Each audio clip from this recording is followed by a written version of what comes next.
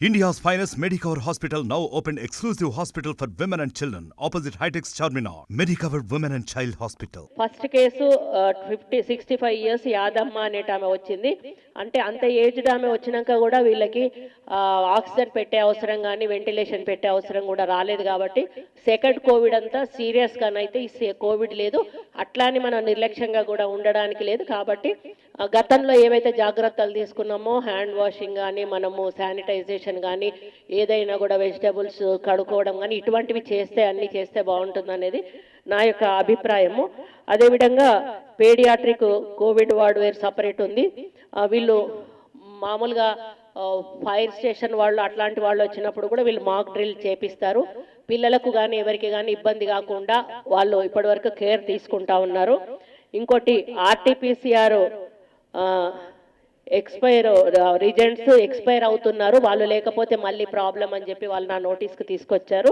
అది డిఎంఈ గారితో మాట్లాడి వాళ్ళని కంటిన్యూ చేయమని కోరుతున్నారు. ఎందుకంటే వాళ్ళు టెస్టింగ్ వాళ్ళు కంపల్సరీ అవసరం ఉంటారు కాబట్టి.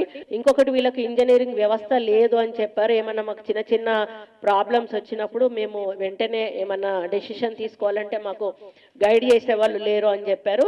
అది డిఎంఈ గారికి ఒక ప్రపోజల్ పెట్టి అవుట్ సోర్సింగ్ నుంచి ఒక ఎంప్లాయీని అట్లనే ఇక్కడ నిట్లో పెట్టారు అంటున్నారు.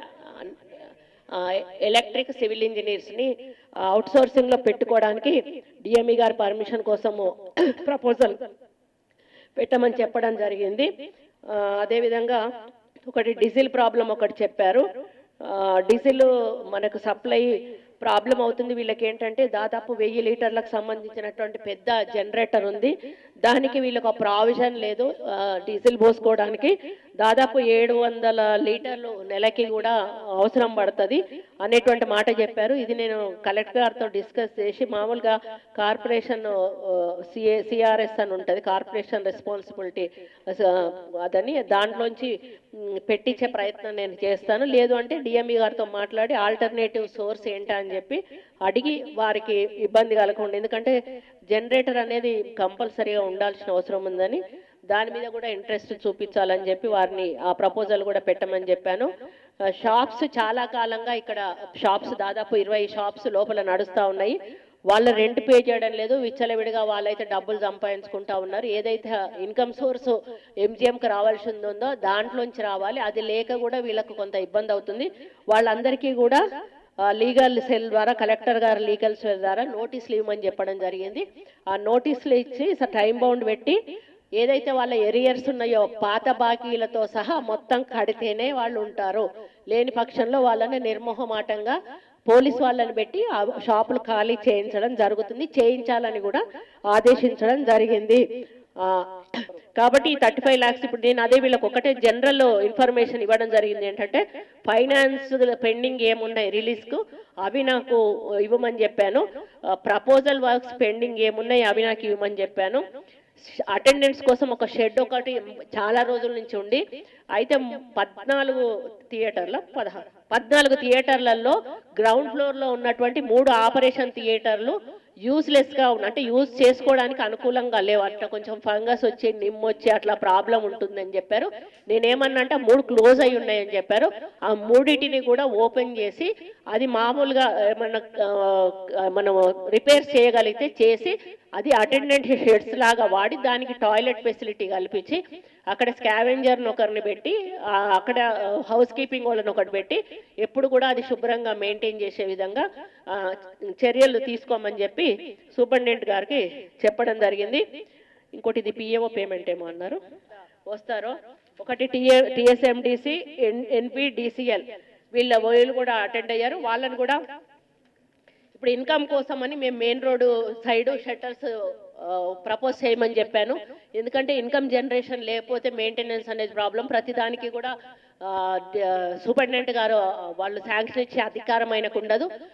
హాస్పిటల్ డెవలప్మెంట్ కమిటీని కూడా నాకు వెంటనే ఇస్తే మేము దాన్ని కూడా రిక్రూట్ చేస్తాం. ఎందుకంటే గత చాలా సంవత్సరాలుగా హాస్పిటల్ డెవలప్మెంట్ కమిటీ లేకపోవడం వల్ల కూడా వీళ్ళు సరైన నిర్ణయాలు తీసుకోక కొంత డెవలప్మెంట్ విషయంలో వెనుకబడడం జరిగింది.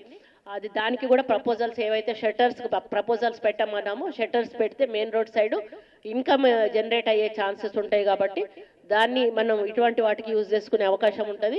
కాబట్టి ప్రభుత్వం నుంచి ఇప్పటి వరకు ఇంకా రివ్యూ అనేది మాకు జరగలేదు. నేను ఈ విషయాలన్నీ కూడా వాళ్ళను నేను ఏమేమైతే ఆదేశించానో అవన్నీ కూడా ప్రిపేర్ చేసుకొని రెడీగా ఉన్నప్పుడు కన్సర్న్ మినిస్టర్ గారి దగ్గర మనం అందరం కూడా వెళ్ళి అక్కడ మీటింగ్ పెడదాము.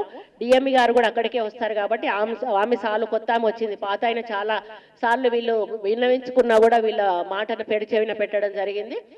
ఇప్పుడున్న డిఎంఈ గారు మా మినిస్టర్ గారితో పాటుగా మేము కూడా వెళ్ళి అక్కడ హైదరాబాద్లోనే ఒక రోజు మీటింగ్ పెట్టుకొని వీటి పరిష్కారం కోసం మేమందరం కూడా కృషి చేసి ఎంజిఎం ఎందుకంటే చాలా ఒక గుండెకాయ లాంటిది, దీన్ని అభివృద్ధి చేయాల్సింది పోయి కొత్త హాస్పిటల్ కట్టుకుంటే ప్రాబ్లం లేదు, ఇంకా మంచిదే.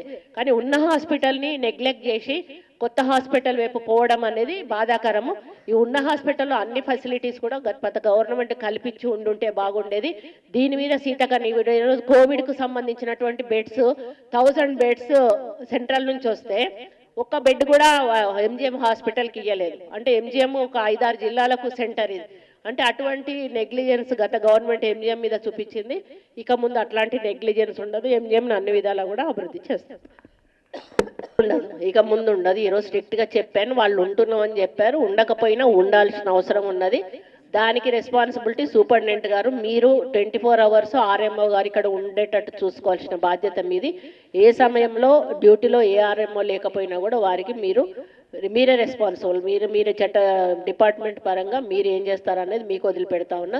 అదేవిధంగా లైజనింగ్ ఆఫీసర్ అని ఒకరిని పెట్టమని అన్నారు. వాళ్ళ డిపార్ట్మెంట్కి కోఆర్డినేషన్ కోసం నేనేమన్నా అంటే మీరు వాట్సాప్ గ్రూప్ క్రియేట్ చేసుకోండి, మీకు ఏ ప్రాబ్లం ఉన్నా కూడా వెంటనే అందులో పెట్టుకొని మీ ప్రాబ్లమ్స్ సాల్వ్ చేసుకోండి అని చెప్పాను. ఇంకా క్వశ్చన్స్, మరిన్ని వీడియోస్ కోసం ఛానల్ ని సబ్స్క్రైబ్ చేయండి, లేటెస్ట్ అప్డేట్స్ కోసం వాట్సాప్ ఛానల్ ని ఫాలో చేయండి, అండ్ లింక్ డిస్క్రిప్షన్ లో ఉంది.